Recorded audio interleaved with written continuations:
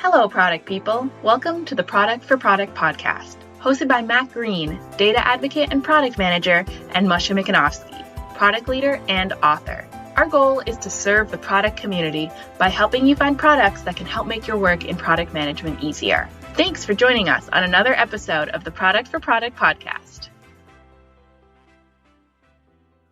Thanks for tuning in to Product for Product. Today we'll be talking about the experimentation tool A/B Tasty. We're excited to have Marion Ravel on the show to talk about her experiences using A/B Tasty for optimizing customer experiences. Welcome to the show, Marion.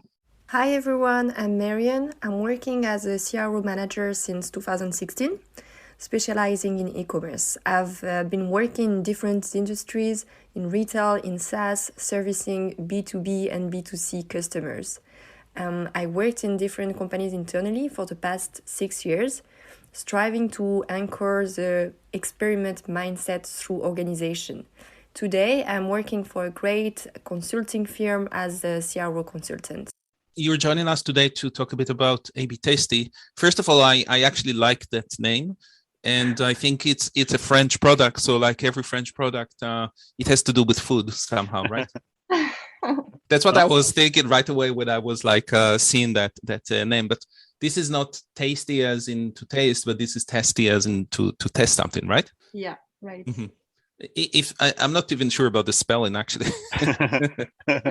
The way you said, tasty, like taste. Tasty. Oh, okay. So it is actually the French tasty.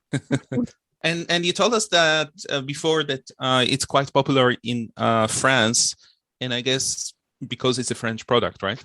Yes, I think it was the first A/B testing product in the market in France. Oh, okay. Yeah. So tell us a bit about A/B testing and what make it maybe unique in this industry, because we know there is quite a bit of other products out there. Yeah, especially now when I started working with A/B testing and with A/B testing, because it's the first tool I used, there were not that many products on the market. What I like about it is because it's very marketing orientated products, so you don't have to have a lot of coding knowledge. Actually, you don't need coding skills at all. To use it in just a few clicks, you can implement an A/B test on your website. There is a great editor tool which helps you to click on the elements on your page and just have it twisted with a WYSIWYG kind of tool to help you change the copywriting or even the colors and stuff. And there is also a very wide range of plugin library where you can pick up, for instance, snowflakes that would fall out of your page for Christmas, for instance, that you can just implement in a few clicks, or some countdown banner for to introduce Black Friday, just coming up soon, actually. So yeah, that's why I really like it, because it's very marketer orientated. Oh, that's great. You can get started on it pretty quickly.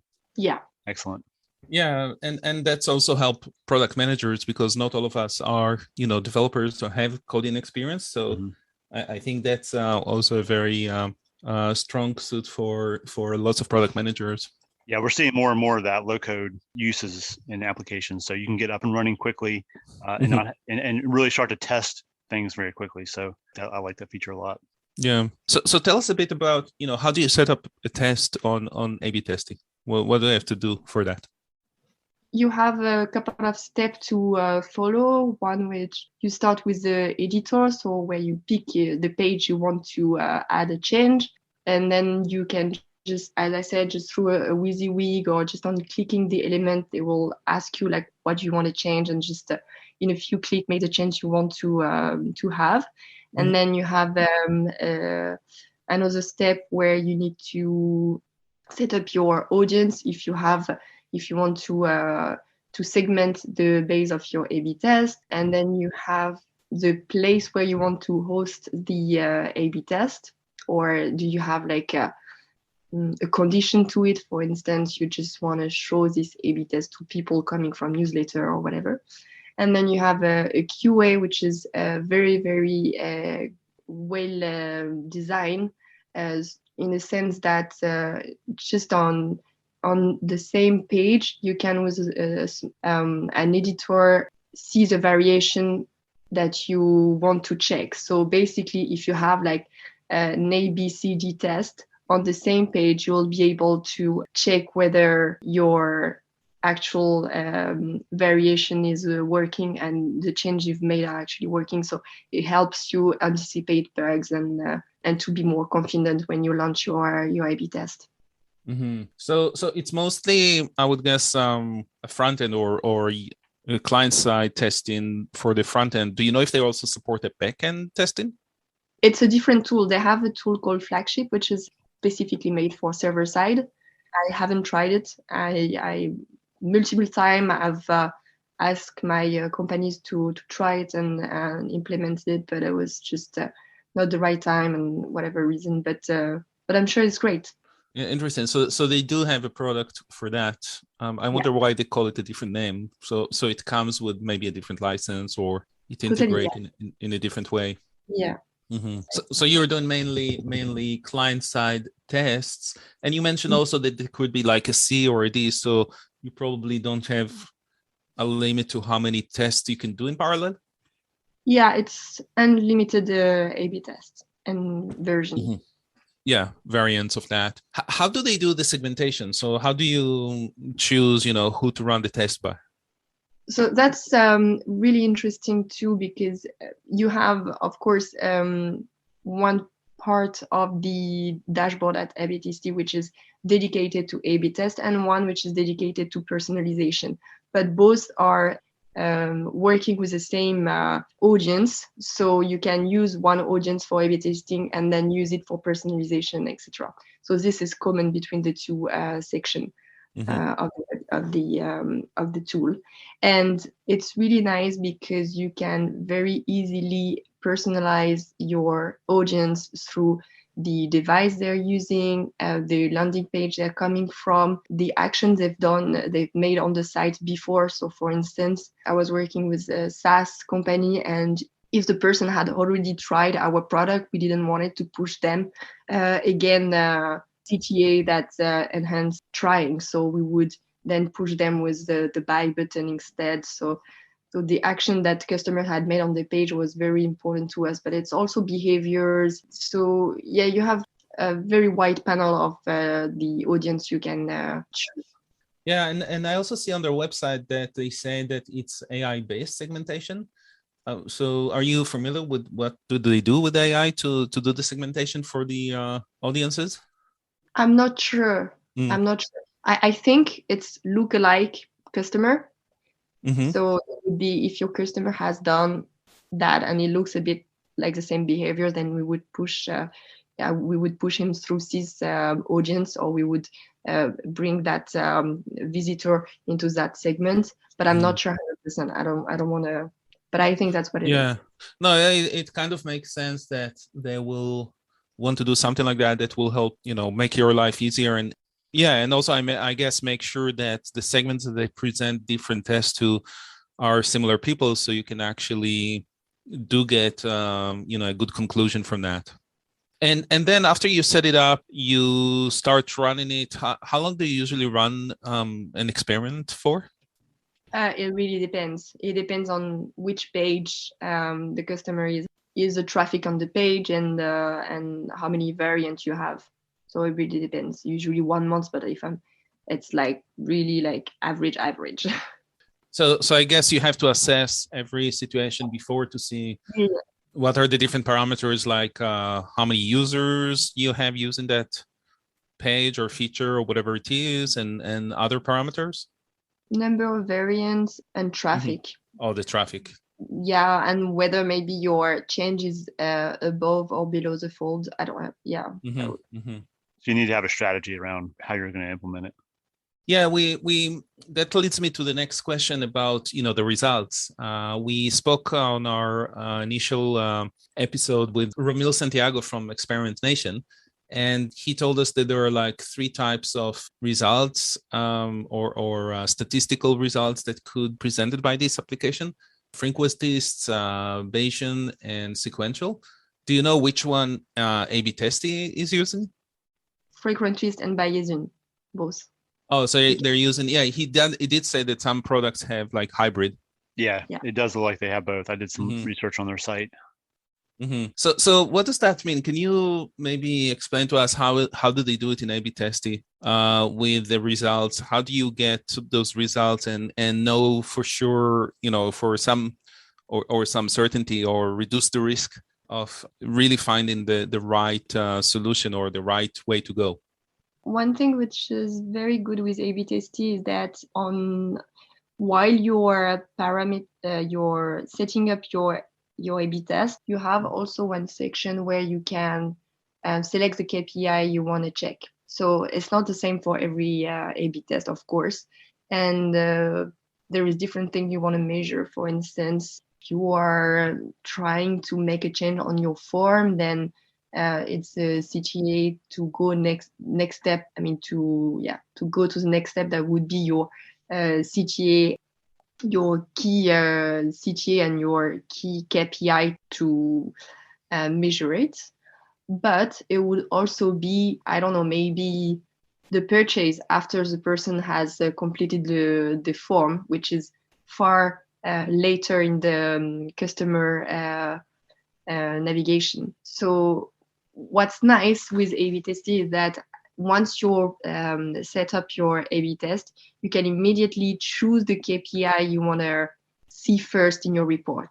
And then they will come in the order you gave. So for instance, first I want to check how many people are going to the next step of my form, and then how many people having completed the form have, I don't know, add something to basket, added something to cart, or have completed a purchase, etc. Also, you have all the e-commerce which is integrated in the result dashboard, so you know exactly how many people were in the test, how many converted, how many made a purchase, how much they bought.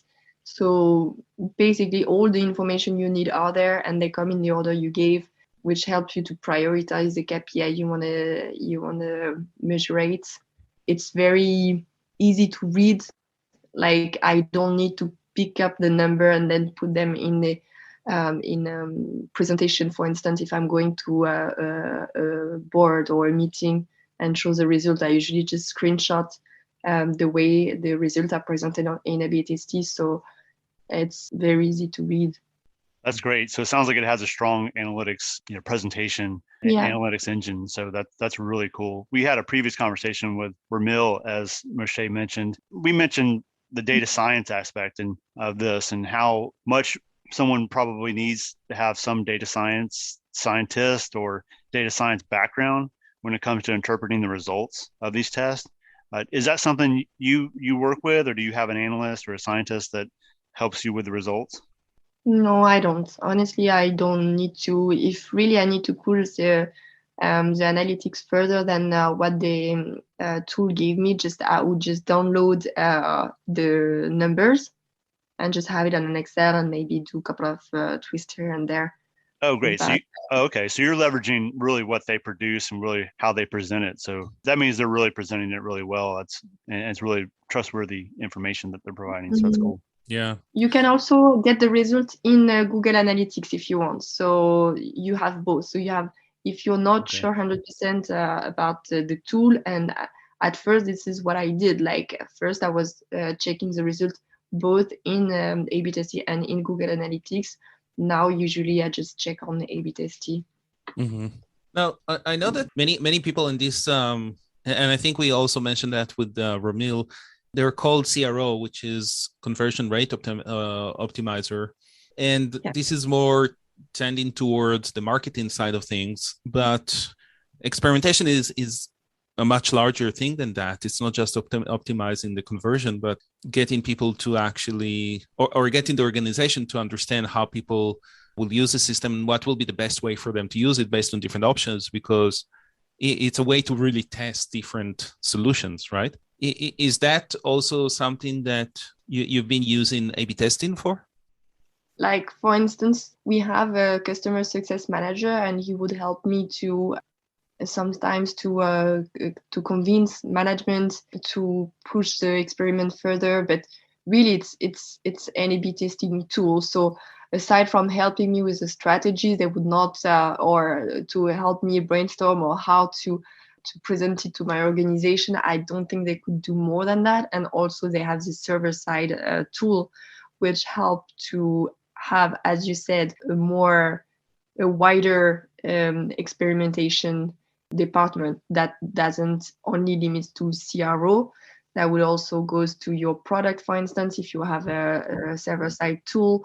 And so they would help me like as in advice and stuff. But other than that, it's your work as a CRO to bring the whole mindset to the company and to bring it wider within the organization. But it takes time. I mean, you need to show first that what you do on the website works, that if it's something that works for your website and for your e-commerce, then it could also help elsewhere. Like, for instance, with your development team, not to implement things on the website that would probably not work as well as it was before, to prevent a website to redesign everything and to redesign the whole page and rather do it in first steps through different A/B testing, etc. So they help, but I think it's more on the side of the CRO manager or experimentation manager to do that. Yeah, Okay. it's definitely a partnership between everyone, and I do agree that getting everyone on board could be quite a challenge sometimes. Depends on the organization, really. But once you show them the results and once you show the different ways how you can improve things, especially where the bottom line is impacted. So if you convert more people and the bottom line shows that more revenues to the organization or whatever it is, I think that that's probably the easier place to start with. But then connecting all of this to our KPIs as product managers is really important, so we can actually attach that also to some type of outcome. You're right. Moshe and I talked about it in the past. Is the tool shared amongst the organization as a whole, or is it reside within one group with marketing, product, engineering? Does everybody kind of work with it, or is just one team handle it? At the moment, in my experience, it was more in one team: developers, CRO managers, and then you have marketing who goes only to the results section and analytics. But yeah, that's it. Yeah, I would definitely encourage product managers that listen to this to, if they have CROs in their organization, to partner with them and see how they do these things and bring up, your own experiments and get the CRO to help you set them up and see how you can get better with the product itself. If you don't have a CRO or there is no culture of experimentation, we have to try it ourselves because there is a lot of value in that. Now, I remember that I worked in a startup a few times, but in one of the startups, I wanted to do it, but we didn't have enough users. So statistically, we will not have enough information to actually get proper results. Only after you have a certain number of users. And I'm not sure what are the numbers. Is there any recommendation for the numbers for that? What would make sense to start doing A/B testing when you have a certain volume of users? I could give a number. I don't really like it, but if I would have to give a number, it would be at least 3,000 users per variation of your A/B test. Yeah. But sometimes it doesn't apply. I mean, you have this multiple tools online where you can just enter the information about your A/B test, and they give you for how long you need to run it and how many users you need to have on each variation, which is nice. But it really depends on what you change on the page. Is it significant? Is it not? Right. Yeah. And this tool, you're saying it's a separate, it's not in A/B testing, it's something online? Yeah, it's something online. It's just a Okay. page website. Yeah, you can. Okay. Now, a question a bit about A/B testing as a product. Can you tell us, what are the 3 best features that you love there, and what are the 3 worst features that you would want them to change? The 3 best features would be, first one would be the QA. I talked about it earlier. Is the fact that it's very easy to check your change on the page by just clicking on a button. You just choose the variation you want to check, and you see your page with the change you've made. Like really takes 5 minutes to QA, and it's the most important part of the A/B test, or not the most, but it's very important. So it's really nice that you have facilitated the QA.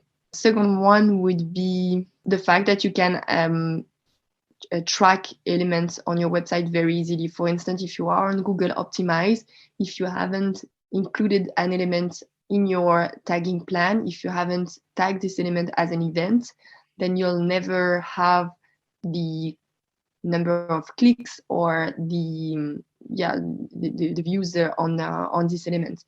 Rather than with A/B testing, as you do with the editor, as you made the change on your page, you can right away click on the element you want to track, and they will be immediately added to your analysis report at the end in the order you gave. Oh, that's great. That's nice. And then the third one, would be probably the powerful personalization, because you have a wide panel of ready-made audience that you can choose from, and you can also parameter your own if it's reading your data layer. And usually I use it to target people according to the source they come from. If they are coming from advertisement or newsletter or whatever, I will show them a different experience on the website, but also depending on the behaviors they've made. So that's something I need to parameter, that needs parametering before. But then once you said, if my users has visited this page, in that case, I want to show him that experience. So it's really easy to create your own audience too. Now, I don't have a lot of, I don't have worst features, to be honest. I had some in the past, and usually I talk about it with my customer success manager, or I write to A/B Tasty directly, and they add this to their Excellent. That's plan. good to hear that they listen and they change the product. Exactly. That's why I really like about them. When I started using A/B test, it was in 2016, and I think it was 50 people in the organization. Now I don't know how many they are, but it's like they're in multiple countries, and there are lots. And still, they've remained extremely flexible and customer centric. So that's very cool. Yeah, that's one of the things we ask. Yeah, and actually one interesting thing also is that we know that companies that use their own products are usually more successful because they can see the pains of the users.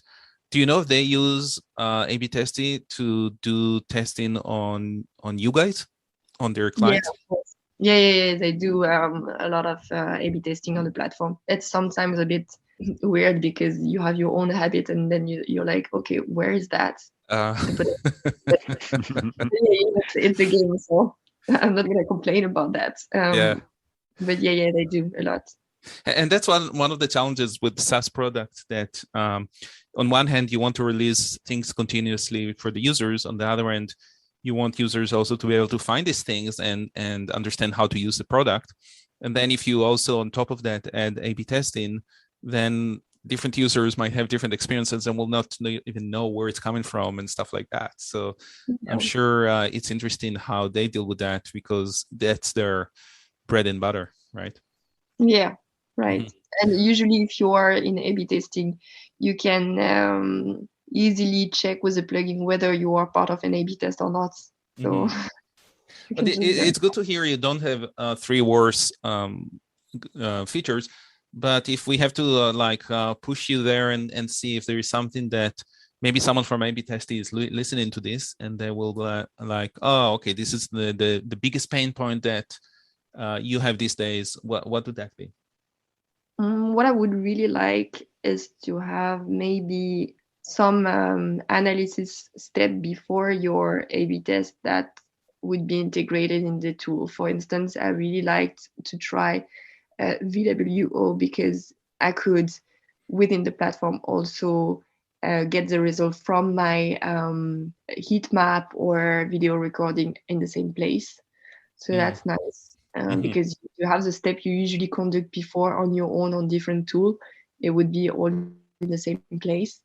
And also maybe having something to A/B test your categories, like to A/B test your e-merchandising. At the moment, I'm working on the project on e-merchandising, and you almost have to have a different tool just to A/B test how your products are listed in the category. So, for instance, which products are coming first in a category of 3,000 products, and if we A/B test the order of the product, how would your audience be impacted? So having something specialized for merchandising, for banners, and for product list and product recommendation slot would be something nice, and how to improve. But it's not something like a real pain point. It's more like if they had to grow their tool, I think that's something that would be of use. Enhancement. Yeah. And I think there was other thing that Romil mentioned to us that he doesn't think any of these products have, which is sharing the results across the organization in a way that you don't have later on to, waste this information, meaning people don't always know what tests were done, and then they sometimes will redo tests that were done before, or they will not even, have the information about those tests. How do you do that with A/B testing? Is that something they have in the product, or you have to do it outside of the product? Well, yeah, actually, Romel pointed it right. It's true that we don't have, I mean, when I said earlier that the marketers were going through the results, you can, share the dashboard. You can just ask for more logging and users and just give to other people in the organization access to your results. But then I have to say that it's not that handy to go through it, because I've made the A/B test. I know the dates, what I've tested, kind of the name I gave on the A/B test I ran. But for someone who wasn't part of the A/B test roadmap, it might be difficult if they are looking, for instance, to see if we have information about users coming from newsletter and their behavior towards one particular page, for instance, because you don't have like kind of tag name or a proper research search engine within the A/B test results, then it might be difficult for them to find the information. So It would be nice to have a library of A/B test results, kind of something where you can add comments at the end, which I do usually on an Excel sheet on the side. And I would write, like, for instance, literally with sentences, I've tried that and I think it's because of that, but I have to do further analysis, and we implemented this and it's still running on another test number, I don't know, X or Y. And link them together and stuff like that. Yeah. Makes sense. So if you have to choose today a product, you would still use A/B testing, or would you choose another one? Totally choose A/B testing. Totally. That's good to hear. If I would have to work with the e-merchandising as well, I think dynamic yields is good too. But I haven't tried it that much. So no, I would definitely stay with A/B testing. Yeah. And you mentioned Google Optimized. Is that something you're familiar with too, in comparison? Yeah, I'm familiar with it. It's just not as handy. Yep. But it's free, so it's a good tool. Okay. Yeah, that's one of the ones Moshe and I are hoping to speak about in the series. Yeah, I think that's almost like the first default one that everyone is trying to use, similar to Google Analytics when you do product analytics, and then they kind of graduate from that to a better product. Yeah. Usually seems to be the case. Yeah, and it's really nice Google has made this product, because it makes it accessible for smaller companies and with the lower budget, and it's a good way to start with A/B testing, and then once you get some results and your team is ready, then you get to another tool. Why not? No, thank you for sharing with us your experience with A/B testing, and I'm really happy that you told me about this product, because I didn't know about it. I know you told me that it's very common, or a lot of people are using it in France, but I'm sure also in other places. So thank you so much for sharing all of your all of this information with us. I think this is great. My pleasure. My pleasure. It was really nice talking to you. This has been really helpful. Thank you, Marion. This is a really interesting space that we're learning a lot about. So AB Tasty looks like a really cool product. I really like their website. It seems to have a lot of good information from their blog and resources. Definitely recommend checking that out for people wanting to learn more. If people want to reach out to you for more information, Marion, how can they best reach you? I think LinkedIn is pretty easy. I can drop my my email too. I mean, usually I reply in a couple of hours on LinkedIn. So excellent. Well, sounds good. Thanks again, Moshe. Thank you, and talk to you next time. Thank you very much. Thank you both.